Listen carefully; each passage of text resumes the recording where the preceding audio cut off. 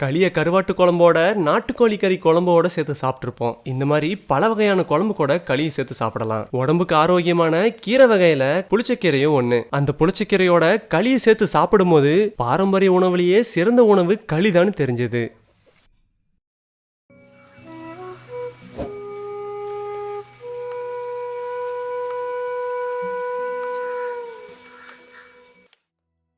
புளிச்சக்கீரையவும் கத்திரிக்காயவும் நம்ம சேர்த்து கடைய போகிறோம். அதுக்காக எங்கள் தோட்டத்திலிருந்து புளிச்சக்கீரையவும் சுமாராக 1 கிலோ இருக்க கத்திரிக்காயவும் நாங்கள் பறிச்சுக்கிட்டோம்.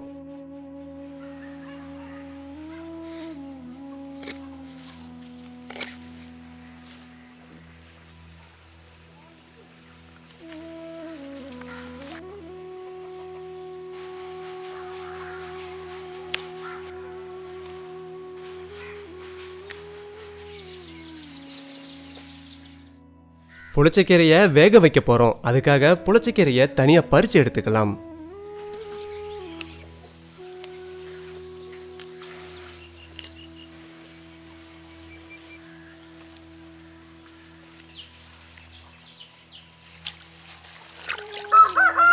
பறித்து எடுத்த புளிச்சக்கீரையில் மண் இல்லாமல் சுத்தமாக அலசி எடுத்துக்கலாம்.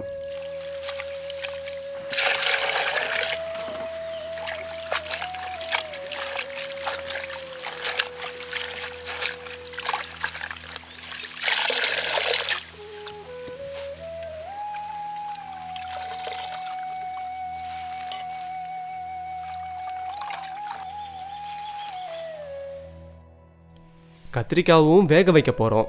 அதுக்காக கத்திரிக்காவை இந்த மாதிரி பொடி பொடியாக அரிஞ்சு எடுத்துக்கலாம்.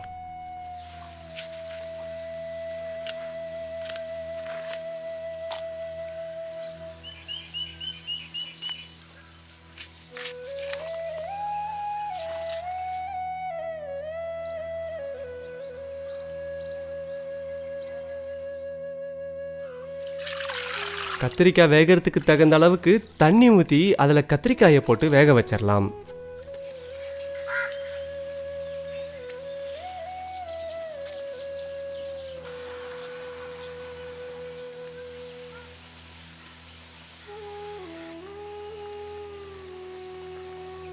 தண்ணி நல்லா கொதிக்க ஆரம்பிச்சிருச்சு. கத்திரிக்காயும் நல்லா வெந்துருச்சு.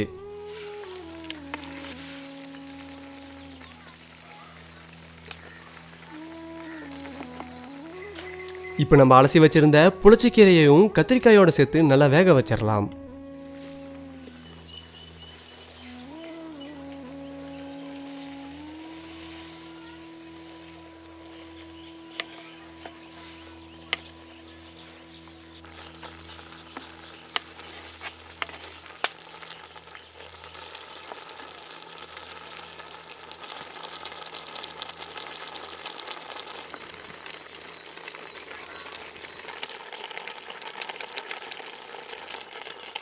புளிச்சக்கீரை நல்லா வெந்துருச்சு. புளி வெடியில் போட்டு தண்ணியை வடித்து எடுத்துடலாம்.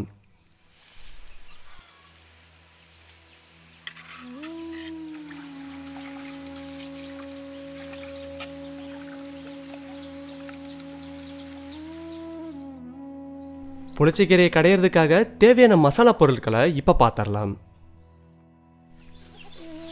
6 தக்காளி, 100 கிராம் சின்ன வெங்காயம், 2 ஸ்பூன் வெந்தயம், 2 ஸ்பூன் மிளகு சீரகம், 50 கிராம் வரமிளகாய், 1 வெள்ளைப்பூண்டு. புளிச்சக்கீரையில் புளிப்பு சுவை இருக்கும், அதனால் புளியை கொஞ்சம் கம்மியாகவே எடுத்துக்கலாம். கொஞ்சம் கறிவேப்பிலை. நம்ம எடுத்துக்கிட்ட புளியை தண்ணி ஊற்றி ஊற வச்சிடலாம்.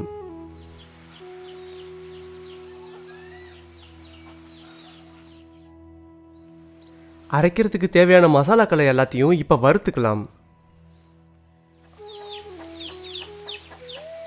வெந்தயம், மிளகு சீரகம் ரெண்டையும் சேர்த்து நல்லா வறுத்துக்கலாம். வெந்தயம் மிளகு சீரகம் நல்லா வறுத்தாச்சு. இப்போ அரைக்கிறதுக்காக ஆற வச்சிடலாம். அடுத்து வரமிளகாயவும் நல்லா வறுத்து எடுத்துக்கலாம்.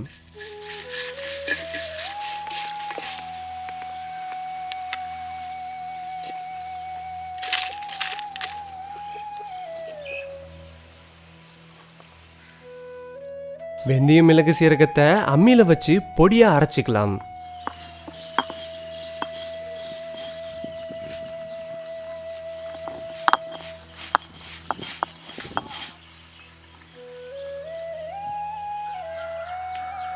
அதே மாதிரி வரமிளகாயவும் அம்மியில் வச்சு அரைச்சி எடுத்துக்கலாம்.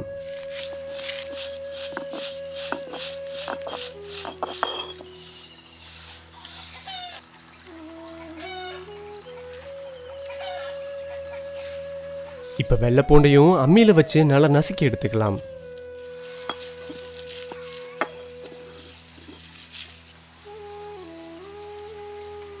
அடுத்து சின்ன வெங்காயத்தையும் அம்மியில் வச்சு நசுக்கி எடுத்துக்கலாம்.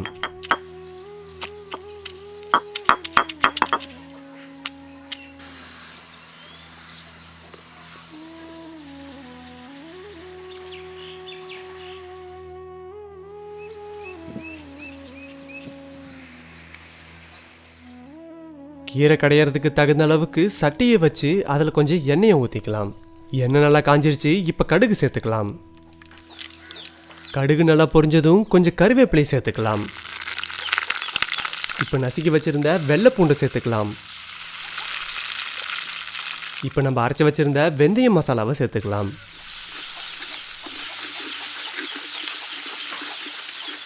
இப்போ அரைச்சி வச்சிருந்த மிளகாய் தூளை சேர்த்துக்கலாம்.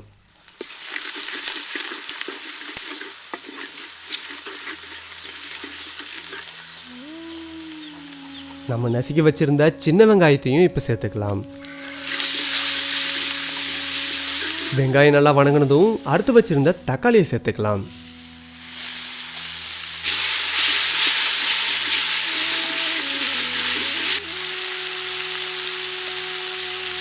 உப்பு கொஞ்சம் தேவையான அளவு சேர்த்துக்கலாம்.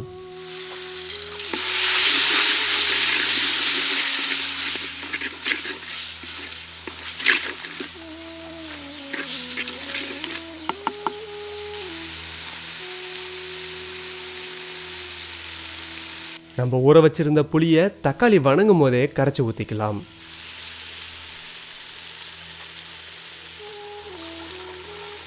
தக்காளி நல்லா வணங்கிருச்சு. புளியும் நல்லா கொதிக்க ஆரம்பிச்சிருச்சு. இப்போ வேக வச்ச புளிச்சக்கீரை கத்திரிக்காயை இது கூட சேர்த்துக்கலாம்.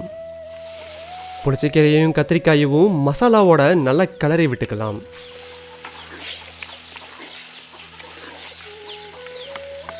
இப்போ மற்ற வச்சு கீரையை நல்லா கடைய ஆரம்பிச்சிடலாம்.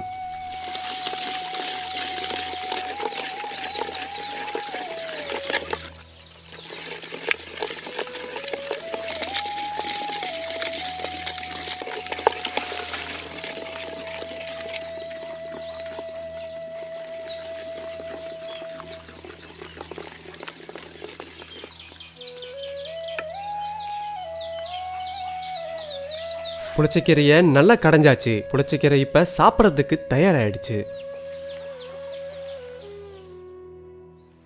புளிச்சக்கீரையோடு சேர்த்து சாப்பிட்றதுக்கு களியை இப்போ தயார் பண்ணிடலாம்.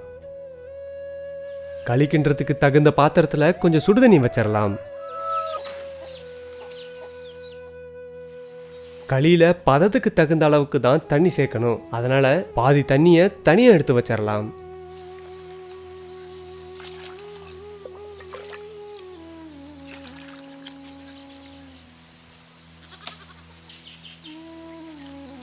ரெண்டு படி ஆரிய மாவை சுடுதண்ணியில் சேர்த்துக்கலாம்.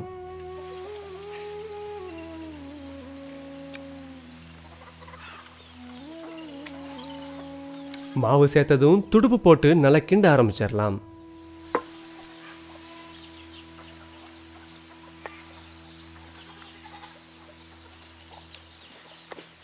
துடுப்பு போட்டு களி கிண்டும் போது பாத்திரம் ஆடாமல் இருக்கிறதுக்காக இந்த மாதிரி கெவக்கோலை பயன்படுத்துவாங்க.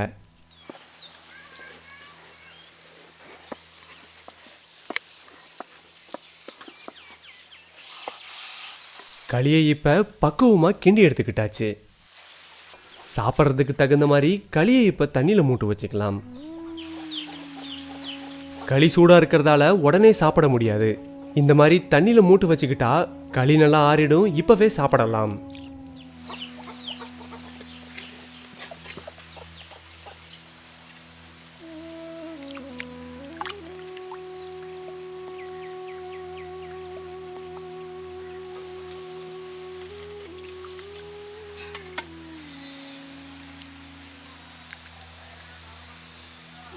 களியோட கடைஞ்சி வச்சிருந்த புளிச்சக்கீரையை சேர்த்து சாப்பிடும்போது அவ்வளவு அருமையாக இருந்தது.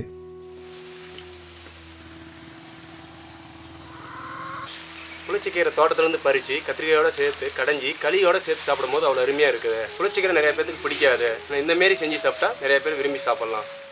இந்த வீடியோ பற்றின கருத்துக்களையும் நிறைக்குறைகளையும் கமெண்ட் செக்ஷனில் பதிவு பண்ணிடுங்க. அடுத்த ஒரு வீடியோக்களில் சரி பண்ணிடுறோம்.